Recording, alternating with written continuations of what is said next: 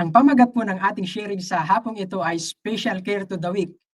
At ang ating verse ay makikita sa Matthew 18 verse 10. Pakaingatan ninyong huwag hamakin ang isa sa maliliit na ito. Sinasabi ko sa inyo, ang kanilang mga anghel ay laging nasa harap ng aking Ama na nasa langit. Sa devotional na In Heavenly Places, page 100, ang sabi ay, man is God's property, and angels are looking with intense interest to see how man will deal with his fellow man.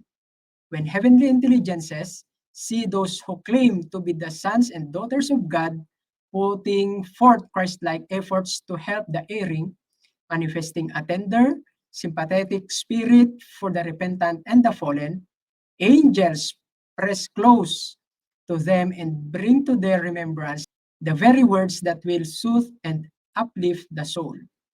Holy angels are on the track of every one of us. We are not to despise the least of God's little ones.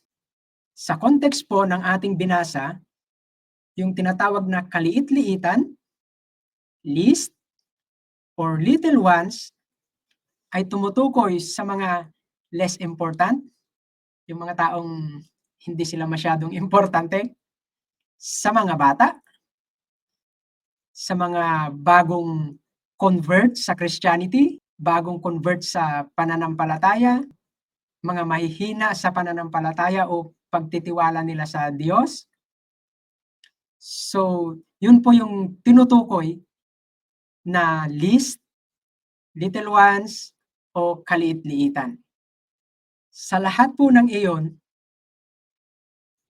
si Kristo ay namatay sa cross upang tubusin silang lahat, tayong lahat sa ating mga kasalanan. Huwag tayong maging mga stumbling block o mga katitisuran sa kanila sapagkat si Jesucristo ay namatay din para sa kanila at tubusin ang lahat para sa kasalanan. Ang mga anghel po ng Diyos ay nililista ang lahat ng ating mga ginagawa. Kaya hindi tayo makakapagtago ng ating mga ginagawa. Ano po? Lahat ay may record. Yan. Kaya ang paalala sa ating lahat ay maging mabuting halimbawa tayo sa bawat isa.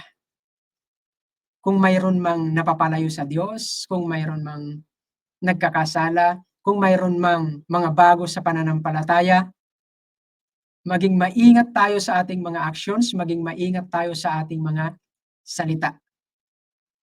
Iwasan nating magsalita o gumawa ng anuman na makakapagpalayo sa kanila sa Diyos.